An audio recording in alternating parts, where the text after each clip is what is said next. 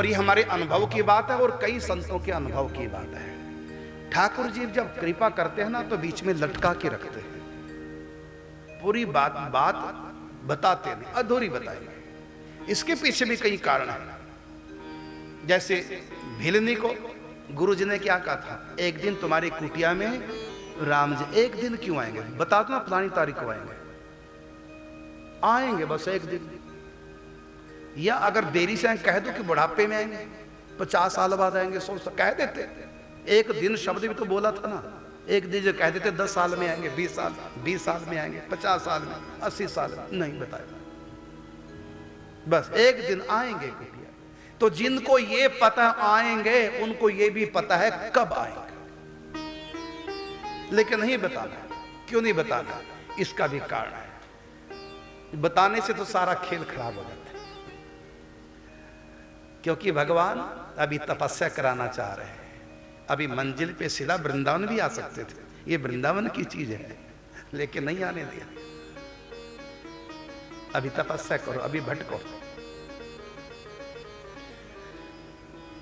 और इसका दूसरा कारण है प्रतीक्षा। बहुत बड़ा तप है प्रतीक्षा करना, तपस्या है बहुत बड़ी, किसी का इंतजार करना। अपना कोई खास प्रिय हो, यह भी कह देना कि मैं बस 15 मिनट में पहुंच रहा हूं, वो 15 मिनट भी इतने लंबे लगने लग जाते हैं। अब 8 मिनट हो गए, अब 9 मिनट हो गए, अब 10 मिनट, एक एक मिनट मुश्किल से बीत रहा है। तो ये तपस्या है, प्रतीक्षा करना तपस्या है। तो भगवान तपस्या कराते हैं। तो नहीं बताया भिलनी को कि कब आएंगे।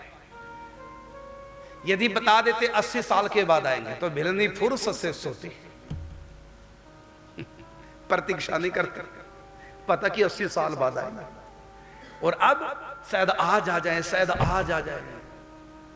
हर रोज बेर तोड़ के लाना, हर रोज जल की व्यवस्था करना, हर रोज नए नए कोमल कोमल पत्तों का आसन बनाना, कुटिया पे आने वाले सब रास्तों को बुआरना, फूल बिछाने, सुंदर कोमल किस्में बिछाना। और ये 80 साल प्रतिदिन कर रही थी। यदि बता देते तो ये सब ना होता। और हर समय राम जी का चिंतन इसलिए हो रहा है, प्रतीक्षा में चिंतन उसी का होता है और किसी का नहीं। और इसी प्रकार बहुतों के संग ठाकुर जी ऐसे करते हैं। अब यहां रामकृष्ण परमहंस जी जब प्रकट हुए तो कह देते सीधा, छोड़ो वृंदावन जाओ, वृंदावन तुम्हारी प्रतीक्षा कर रहा है। नहीं बताया, ये भी नहीं कहा कि मेरे पास आ जाओ। उस समय तो यद्यपि शरीर छोड़ चुके थे, लेकिन जो उनका स्थान है कुछ नहीं बताया। बस चले आओ, छोड़ दो सब कुछ।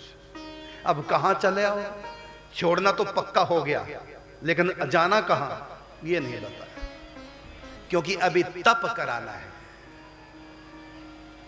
अभी जीवन को कसना है, अभी ठोर ठिकाना इनको नहीं बताना। अभी तो उनके जीवन को कसना है, अभी बसना नहीं, कसना है। कसे बिना बस नहीं पाएंगे। बस से याद आ गया कहते हैं बस में करने का सबसे आसान तरीका, किसी को भी बस में कर सकते हो। मंत्र बताऊंगा, कॉपी पेन हो तो ले लेना, जो टी के माध्यम से सुन रहे हैं। किसी को बस में करने का तरीका। अब महिला सोच रही अच्छा है, अपने पति को बस में करेंगे। जो पति सुन रहे होंगे तो बड़ा अच्छा मंत्र बताने जा रहे हैं, हम तो अपनी पत्नी को बस में करेंगे, बच्चों को बस में करेंगे, फलाने को बस में करेंगे। 10 रुपए लगता है बस में करेंगे किसी क्या, बस टिकट बस का कटा दो, उसको बस में बैठा दो, फिर कह सकते हो कि बस में पत्नी को बस में करना तो टिकट कटाओ, बस में बैठा दो, और फिर तुम कह सकते हो कि मेरी पत्नी कहाँ है, बस में मेरी पत्नी बस में।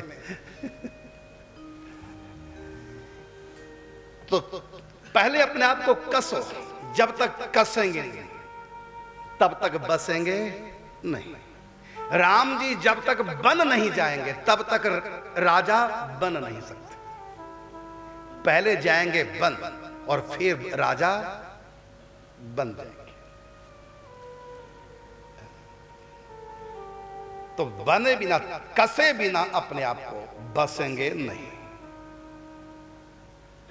इसलिए कहा खूब पसीना बहाइए और फिर आराम से बैठ के खाइए।